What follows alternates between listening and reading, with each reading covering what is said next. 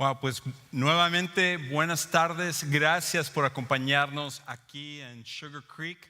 Y déjeme decirle otra vez, recalcar qué oportunidades tenemos nosotros de impactar a tantas personas, ¿verdad? Porque imagínese que todo lo que está sucediendo en nuestra iglesia, una persona que no conoce de Dios, pero que usted sí conoce, pudiera ser impactado y pudiera estar sentado en este mismo lugar, escuchando esto, alabando a Dios junto con usted. Y nosotros tenemos esa oportunidad de poder hacerlo, de manera que muchas personas, más de las que estén aquí, puedan conocer más acerca del Señor. ¿Qué oportunidad tenemos de poder hacer eso? Pues hoy estamos comenzando una serie donde estamos hablando acerca de la alabanza y la adoración. Y vamos a tomar las siguientes semanas para hablar un poco acerca de ello, porque aparentemente esto es algo que todos nosotros hacemos, no solamente los domingos, sino en la vida diaria. Y pensamos, bueno, ¿qué es lo que me van a enseñar acerca de esto? Si esto es algo que yo ya sé hacer, así que no le veo tanto la importancia de un tema como este. Me gustaría que hablaran acerca de otra cosa que me pudiera ayudar en mi vida diaria. Pero déjame decirte, la razón por la cual esto es tan importante es porque tu punto de partida va a determinar el destino donde tú al final vas a terminar. Tu punto de partida va a determinar el lugar donde al final tú vas a terminar. Y si tu punto de partida eres tú, vas a regresar siempre a la frustración de tus problemas diarios. Pero cuando tu punto de partida es Dios, eso cambia por completo todas las cosas en nuestra vida.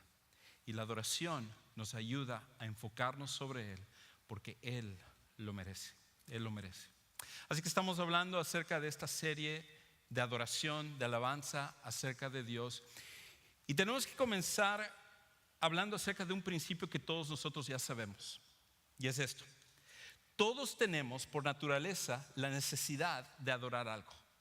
Todos tenemos por naturaleza la necesidad de adorar algo. Y esto es una realidad que todos nosotros vivimos a diario. Fuimos creados con la necesidad de tener que adorar algo.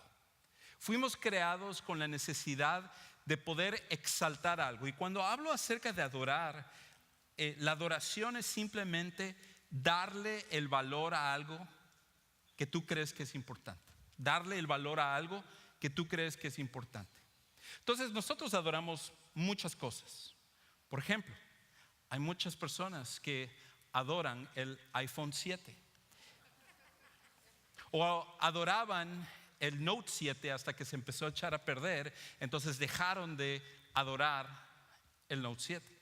Pero muchas personas cuando salen, y tengo que decir, yo soy así también, yo tengo esa tentación. Cuando voy a un lugar donde hay celulares o cuando voy a un lugar donde hay computadoras, digo, wow, me quedo con la boca abierta diciendo, esto es lo que yo necesito. No, esta computadora acá, esto es lo que me encanta. Cualquier aparato tecnológico, yo me voy a pasar horas en la tienda viendo todo eso, porque la realidad es que la tecnología es algo que me atrae y nosotros tendemos a adorar eso. Adoramos otras cosas también. Adoramos, por ejemplo, varones. Nosotros adoramos los carros, ¿verdad? Adoramos los carros.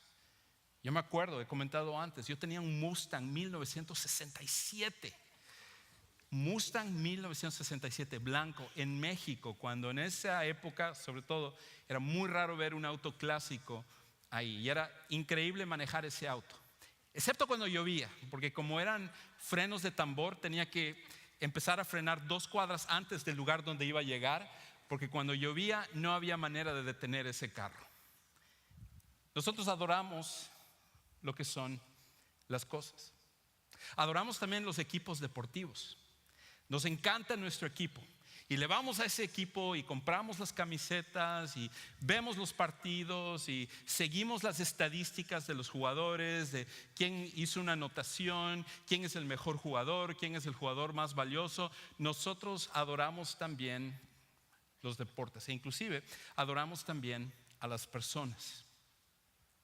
Somos una sociedad que nos encanta adorar celebridades, personas famosas. Adoramos a políticos.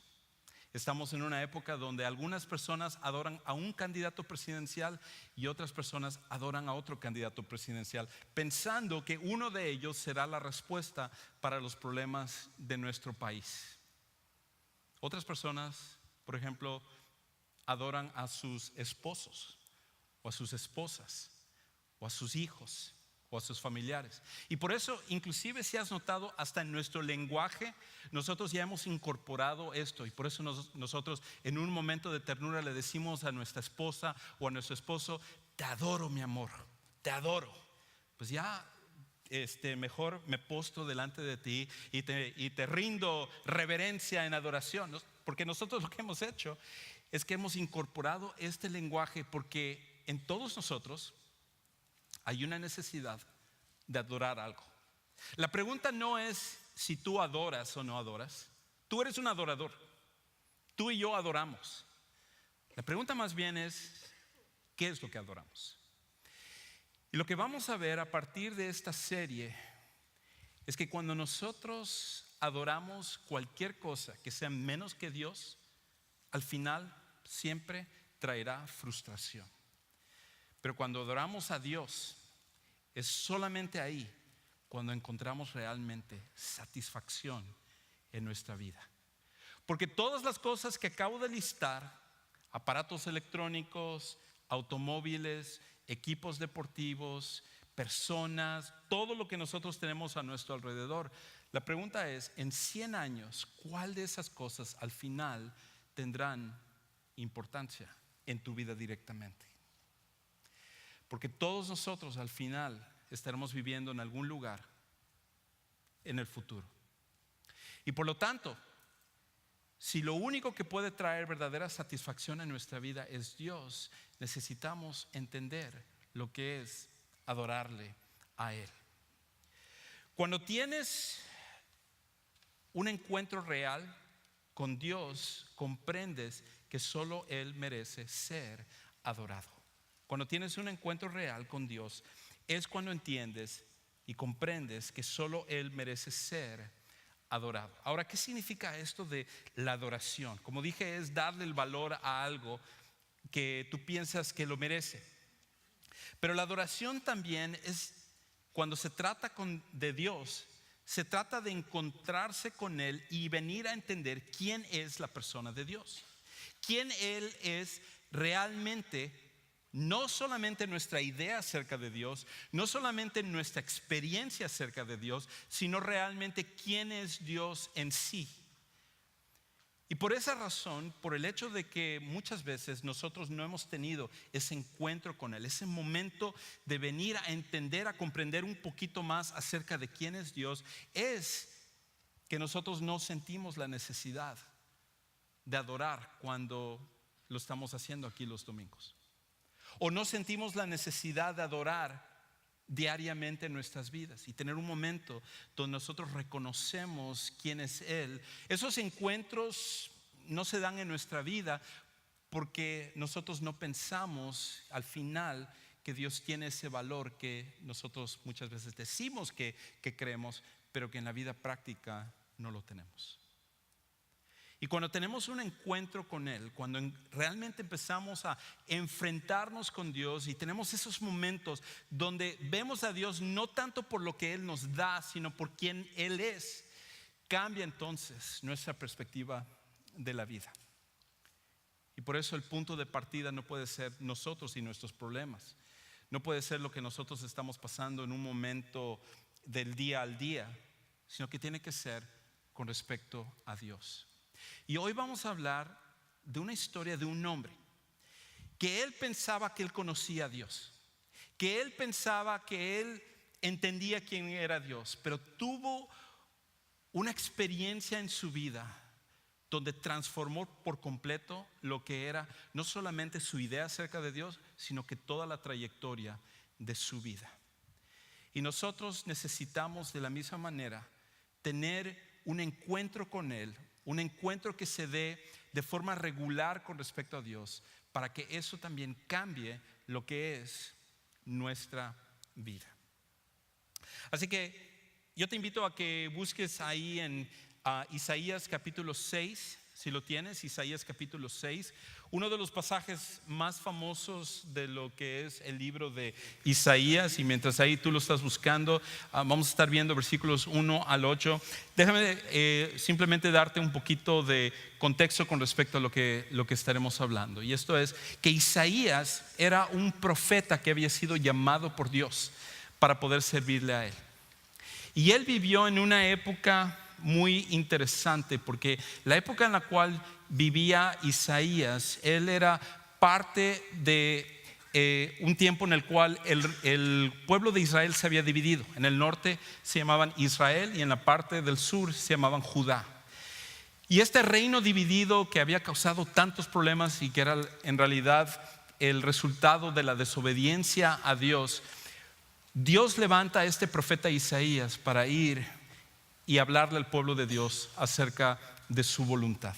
Isaías lo empieza a hacer. Él es un hombre fiel, él es un hombre de una alta moralidad, él es un hombre muy bueno en la sociedad donde él vive, y él tenía este tiempo en el cual él iba a adorar a Dios. Y aparentemente en este pasaje Isaías estaba en el templo adorando a Dios, enfocándose sobre él, teniendo ese momento en el cual él quería simplemente estar enfocado sobre Dios. Pero algo sucede que él no se esperaba. Algo que, como dije, transformaría el rumbo de la vida de Isaías. Porque Isaías era alguien que amaba a Dios. Isaías era alguien que él quería servir a Dios. Pero a partir de esto cambia por completo quién era Isaías. Y lo que sucede es que Isaías, cuando él se encuentra en el templo, de repente viene esta visión donde él puede ver ya no solamente el templo, que el templo era majestuoso, de hecho era uno de los edificios humanos construidos por seres humanos más grandes de la época de Isaías, un lugar majestuoso. Y él está ahí, él está pensando acerca de Dios, cuando de repente él tiene una visión acerca de ver el trono de Dios. Y él ve a Dios sentado sobre su trono. Y cuando empieza a verlo, él, como nos va a relatar el pasaje en un momento, tiene una experiencia que transforma por completo su forma de ver a Dios. Escucha lo que dice versículo 1. El año de la muerte del rey Usías, vi al Señor excelso y sublime, sentado en un trono. Las orlas de su manto llenaban el templo. Por encima de él había serafines, cada uno de los cuales tenía 6 alas. Con 2 de ellas se cubrían el rostro, con 2 se cubrían los pies y con 2 volaban. Y se decían el uno al otro: Santo, Santo, Santo es el Señor Todopoderoso, toda la tierra está llena de su gloria. Al sonido de sus voces se estremecieron los umbrales de las puertas y el templo se llenó de humo. Imagínate que tú estás adorando un domingo en Sugar Creek y estás enfocándote sobre Dios, cuando de repente todo esto desaparece y tú estás ahí parado enfrente del trono de Dios. ¿Cómo te sentirías? Puedo decirte cómo yo me sentiría. Yo me sentiría con mucho temor y terror. Porque cuando nosotros vemos a Dios como Él es, con toda su gloria, eso es algo más allá de lo que nosotros podemos comprender. Y de hecho Isaías empieza a describirnos un poquito lo que es esta experiencia. Él habla que cuando él ve a Dios, ve su trono no solamente como el de un rey humano que estaba ahí en un lugar, sino que lo ve alto, apartado, sublime, por encima de todas las cosas que estaban en el cielo. Y en este lugar estaba ahí sentado Dios, gobernando sobre todo lo que estaba sucediendo en el mundo. Y eso era una imagen quizás un poquito diferente a lo que Isaías pensaba. Porque como vamos a ver en un momento, estaban sucediendo ciertas cosas políticas en su época, donde hasta cierto punto a lo mejor Isaías estaba dudando si realmente Dios está en control del mundo. Y a lo mejor tú en este momento te sientes de esta manera también. Tú te sientes como que el ver a Dios en su trono, algo, eso es magnífico y todo, pero ¿qué sucede con tu vida? Donde ahorita las cosas no han estado como debe de estar. Y donde tú estás pensando acerca de todo lo que estás pasando y cómo es que estas cosas se están dando y Dios todavía te ama y Dios está en control de las cosas. Esta experiencia para Isaías comprobó que Dios está en control de todo lo que está sucediendo. Y no solamente está en control, sino que Él es completamente santo, apartado de todo lo malo. Inclusive es interesante que cuando habla de que estos serafines, que la Biblia habla que la palabra serafín viene de un ser que está encendido, un ser que está en fuego. Yo podría decir probablemente un ser nuclear, con un poder nuclear, que uno de ellos sería suficiente para destruir el mundo. Y aquí están estos seres. De hecho no sabemos cuántos hay ahí en el trono de Dios, pero estos seres están ahí adorando a Dios. Juan luego nos dice en Apocalipsis capítulo 5 que no solamente habían unos pocos, sino que él dice millares de millares y millones de estos seres están alrededor del trono de Dios. Y aquí está Isaías viéndoles a ellos, estos seres imponentes, estos serafines imponentes, con alas que se están tapando sus rostros, tapando sus pies, porque para ellos no pueden concebir la grandeza de Dios, la gloria de Dios, y ellos están ahí adorándole a Él y están diciendo santo, santo, santo es el nombre de Dios. Ahora, en nuestra época, cuando nosotros queremos enfatizar algo, por ejemplo, cuando nosotros le decimos a nuestros hijos algo importante, la manera como nosotros lo hacemos es simplemente le decimos: escúchame, hijo, porque te voy a decir algo importante. Pero en el tiempo de los judíos, la manera como ellos mostraban que se iba a decir algo importante es la repetición. Y por eso, si tú lees un poquito acerca de lo que Jesús decía, Jesús normalmente decía: de cierto te digo. En otras palabras, escucha lo que voy a decir, porque lo que voy a decir en este momento es muy importante y tú necesitas poner atención. Cuando hay repetición, significa que algo importante se está diciendo, que se está magnificando algo. Y en este caso no encontramos en ninguna otra parte de la Biblia que una frase se repita 3 veces, excepto con esto, de la santidad de Dios. Cuando se habla acerca de que Dios es santo, decir que Dios es santo una sola vez no captura lo que es la santidad de Dios. De hecho, si decimos que Dios es santo, santo, entendemos que su santidad es grande, pero decirlo 2 veces tampoco lo captura. Tenemos que decir algo como que Dios es santo, santo, santo, para empezar a entender que quien Dios es trasciende lo que nosotros pensamos acerca de Él. Estaba pensando cuando estaba preparando este mensaje, mientras estaba tecleando, de repente una hormiga se me subió a mi mano, ¿okay? Y quién sabe cómo llegó ahí. A lo mejor era la pizza que estaba comiendo en ese momento, quién sabe qué. Pero había una hormiga que se subió a mi mano, y mientras lo veía, agarré a la hormiga y fui y le puse a un lado. Y empecé a pensar un poquito acerca de esa hormiga. La hormiga realmente podría entender lo que yo estaba haciendo en ese momento.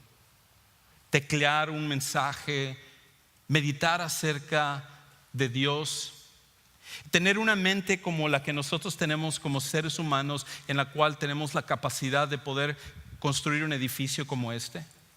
¿La hormiga podría entender eso? O a lo mejor que la hormiga pudiera entender el hecho de que nosotros podemos comprender lo que está en el espacio, que podemos construir cohetes que nos llevan a la luna o satélites que van a planetas distantes. ¿Puede la hormiga comprender cualquiera de esas cosas? Siquiera lo que significa como un ser humano caminar, mientras que este ser de 3 milímetros a comparación de un ser humano es muy, muy pequeño. ¿Puede la hormiga comprender algo de eso? Y obviamente la respuesta es que no. Lo que es interesante es que cuando nosotros pensamos acerca de Dios y nos comparamos con Él, nosotros estamos más cerca de esa hormiga que lo que estamos de Dios. Porque lo que Él es excede todo lo que nosotros somos y podemos pensar. Cuando nosotros pensamos acerca de Dios, no somos la hormiga a comparación de un ser humano. Somos quizás una de las moléculas que conforma a la hormiga en comparación de Dios. Porque nuestra capacidad humana no puede capturar la grandeza de Dios. Y aquí están estos seres imponentes, estos seres increíbles, que si uno de ellos apareciera aquí, todos saldríamos corriendo, como son los serafines. Y sin embargo, aquí están ellos diciendo: santo, santo, santo es el nombre de Dios. En otras palabras, su santidad trasciende todo lo que nosotros somos. Hasta nosotros como seres que somos tan poderosos, cuando nos comparamos con Dios, que es infinito, nosotros no podemos entonces comprender la grandeza de Él. Y aquí está Isaías delante de Él, teniendo este encuentro con Dios.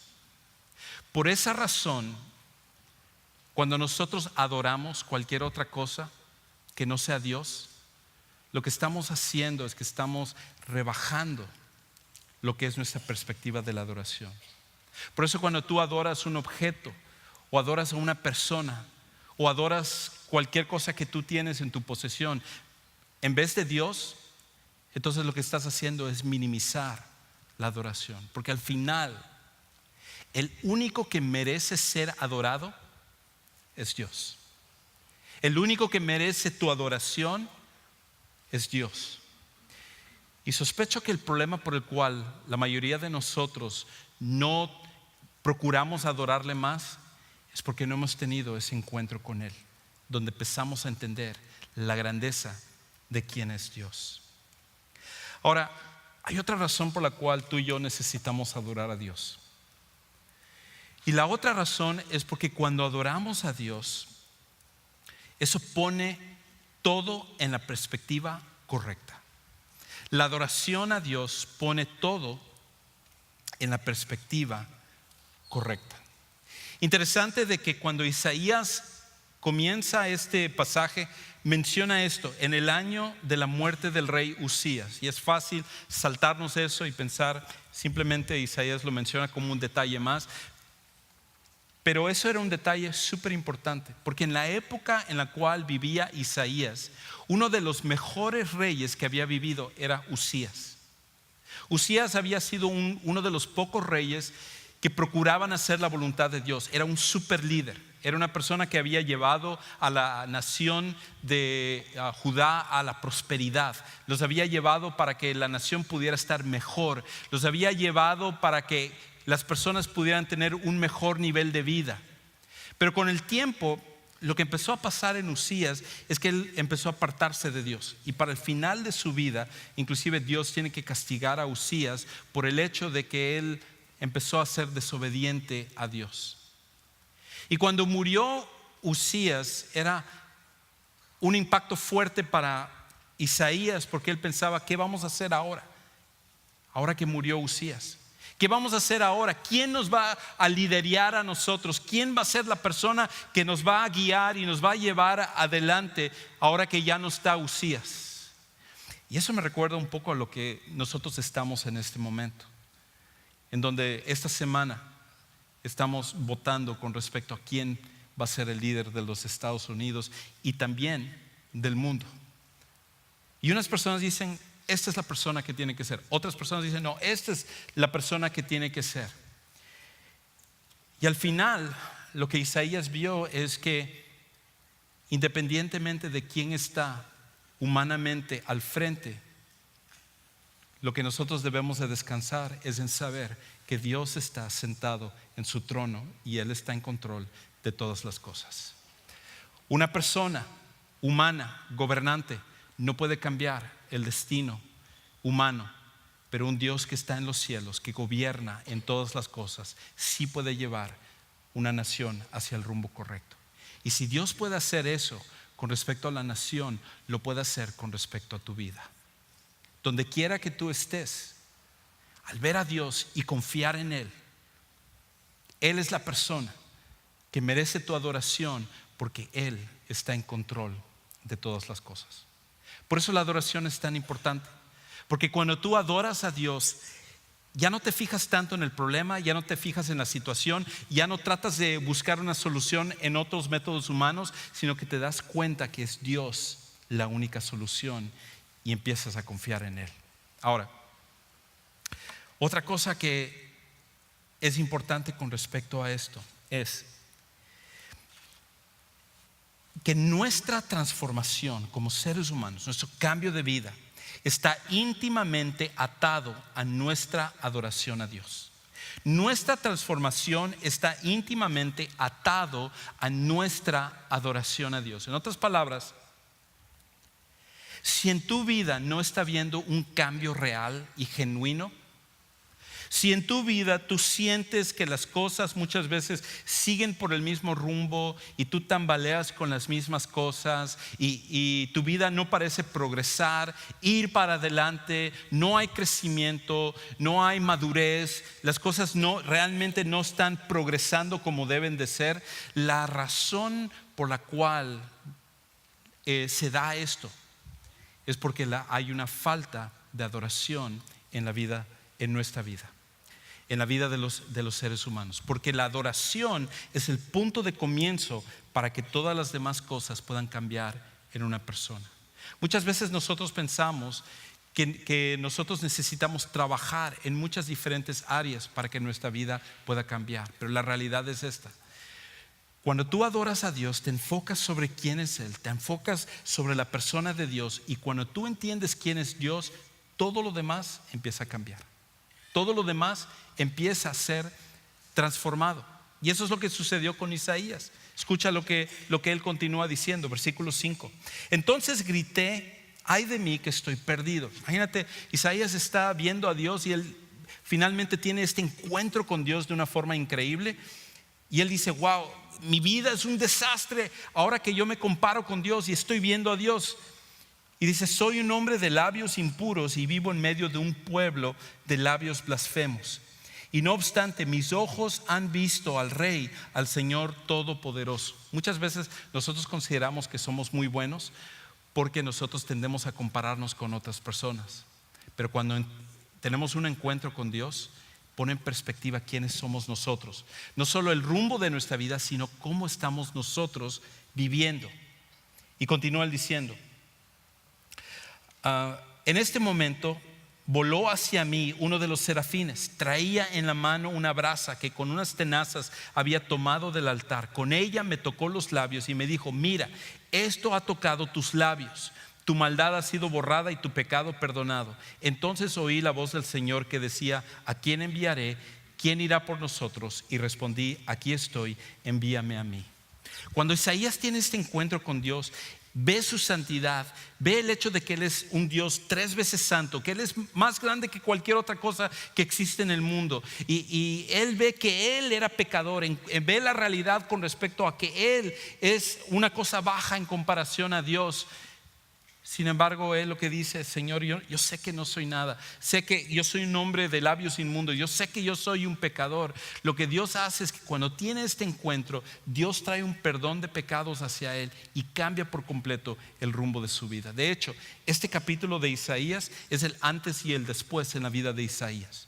Era una persona que servía a Dios mecánicamente, pero a partir del capítulo 6 de Isaías, después de que él tiene este encuentro con Dios, su relación se profundiza tanto que él está dispuesto a ir a hacer cualquier cosa. Y por eso él dice, cuando Dios dice: ¿quién irá por mí? ¿Quién me va a servir? ¿Quién va a hacer mi voluntad? Isaías es el primero en levantar la mano y decir: yo, Dios, yo quiero hacerlo.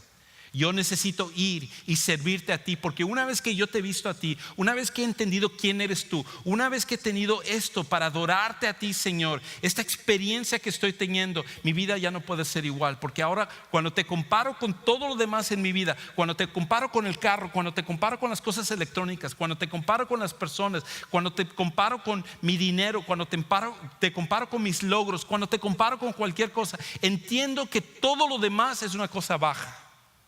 Solamente tú eres lo más alto. Y por esa razón yo quiero servirte a ti. Yo quiero hacer tu voluntad. Yo quiero que uses mi vida para que otras personas puedan conocerte a ti. Y por eso Él dice, envíame a mí. Cuando nosotros tenemos ese encuentro con Dios, es cuando se da una verdadera transformación. Y si la transformación no se está dando en nuestras vidas, tenemos que preguntarnos si realmente nosotros hemos tenido ese tiempo de adorar a Dios en nuestra vida, ese encuentro con Dios. Ahora la pregunta entonces es, ¿cómo lo hacemos? ¿Cómo tenemos esos momentos de adoración? O sea, tenemos que venir a Sugar Creek todos los días y entrar aquí y adorar a Dios y cantar. A lo mejor ponemos la grabación de Héctor y de toda la banda y así es como lo hacemos. O sea, ¿cómo tenemos este tiempo de adorar a Dios? Bueno, déjame darte 4 cosas para que tú puedas hacer de una forma práctica con respecto a tener un encuentro con Dios de una forma regular. La primera es esta: no permitas que tus circunstancias o emociones rijan cuando adoras a Dios. No permitas que tus emociones o tus circunstancias rijan cuando adoras a Dios, porque el problema es esto. Y esto pasa no solamente los domingos, pasa en nuestra vida diaria. A veces tú vienes cargado con problemas. A lo mejor viniste acá y te estabas peleando con tu esposa, te estabas peleando con tu esposo en el carro. Esta mañana tratar de levantar a tus hijos porque tuviste esa hora extra fue un desastre. Y cuando llegas acá, llegas ya predispuesto y cualquier cosa que se canta, cualquier cosa que se dice, tú ya no lo escuchas porque tus emociones en otro lado, furioso por algo que sucedió. O a lo mejor vienes tan cargado con un problema que cuando llegas acá dices, no, yo lo que necesito es ayuda, esto no lo puedo escuchar, adorar a Dios, no, eso no es donde está mi mente está en mi problema, mi mente es en cómo voy a resolver esta situación que yo estoy pasando. Y en la vida del día al día no tenemos este tiempo porque lo mismo, estoy demasiado ocupado, tengo que encargarme de esto, tengo este problema que está pasando, tengo esta situación que tengo que atender. Pero la adoración a Dios, ese momento del encuentro, no debe depender de lo que tú estás pasando y no debe depender de que tú lo sientas o no lo sientas. Cuando Isaías se encontró con Dios, no había duda en su mente que él tenía que responder adorando y reconociendo a Dios. Ahora, una segunda cosa que tiene que suceder es que necesitamos ser intencionales en apartar un tiempo diario en donde nos enfoquemos en adorar a Dios. Aparta un tiempo diario en donde te enfoques en adorarlo. Porque el problema es esto: que si nosotros no somos intencionales en apartar un tiempo, en realmente enfocarnos sobre Dios, eso no va a suceder por casualidad. Eso no va a suceder por accidente.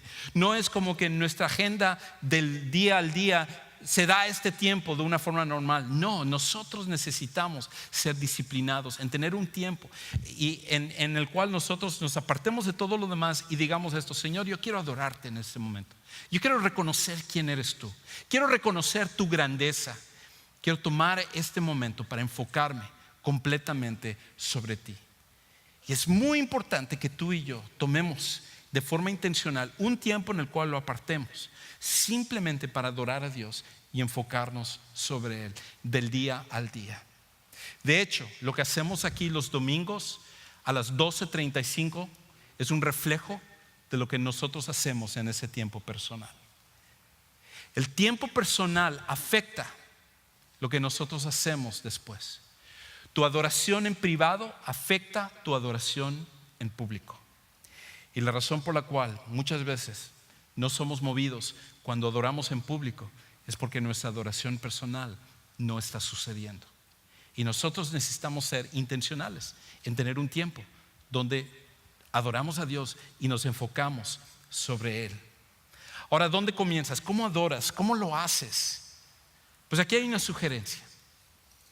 Usa los salmos como un punto de partida para tu adoración. Usa los salmos como un punto de partida para tu adoración. En otras palabras, tienes 150 salmos en la Biblia que fueron escritos como cantos de adoración a Dios. Y obviamente cuando tú leas los salmos, no todos se van a prestar a que tú digas, Señor, yo te adoro en ese día. Algunos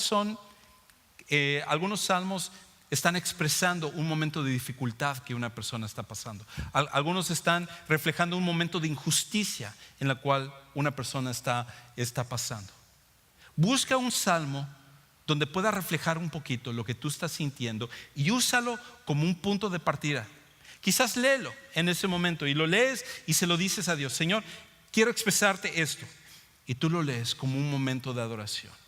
Es una base donde tú puedes comenzar a empezar a cultivar ese hábito, esa disciplina de adorar a Dios. Y los salmos tienen una excelente manera de capturar lo que nosotros quisiéramos decirle a Dios. Aprópiate de esas palabras y díselo a Dios como una forma de poder adorarle a Él. Pero no solamente hagas eso. Medita sobre lo que lees y díselo directamente a Dios. Medita sobre lo que lees y díselo directamente a Dios. Toma ese momento, lee el salmo, piensa con respecto a cómo eso afecta a tu vida, cómo eso describe quién es Dios, cómo exalta a Dios, y luego díselo a Dios. Tómalo como tus palabras y decirle, Señor, los cielos declaran tu gloria y yo en este día también quiero declarar tu gloria tal como lo dice este salmo. Es un punto de partida para que nosotros podamos crear ese encuentro diario que se dé. Hasta que eso no suceda, nunca va a pasar en nuestra vida las otras áreas donde necesitamos crecer, las áreas donde necesitamos ser mejores esposos, donde necesitamos ser mejores esposas, mejores papás, mejores trabajadores, personas que podamos empezar a entender el lugar que tienen las cosas en este mundo. Nunca se va a dar eso hasta que nosotros no entendamos primeramente quién es Dios, porque Él al final es el punto de partida y nuestro encuentro con Él cambia por completo todas las demás cosas.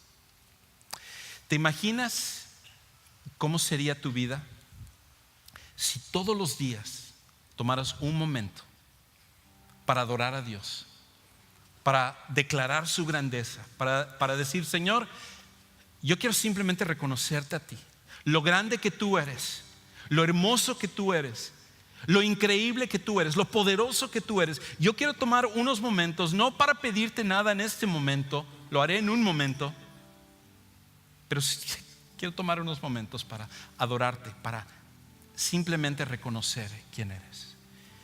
Imagínate comenzar el día de esa manera. ¿Cómo cambiaría tu vida y mi vida? Sería algo increíble. De hecho, ¿por qué no tomamos un momento para hacerlo? ¿Por qué no tomar este momento simplemente para decirle a Dios, Dios, yo quiero tener este encuentro contigo, yo necesito este encuentro contigo, porque yo quiero que tú me cambies, pero sobre todo quiero reconocer quién eres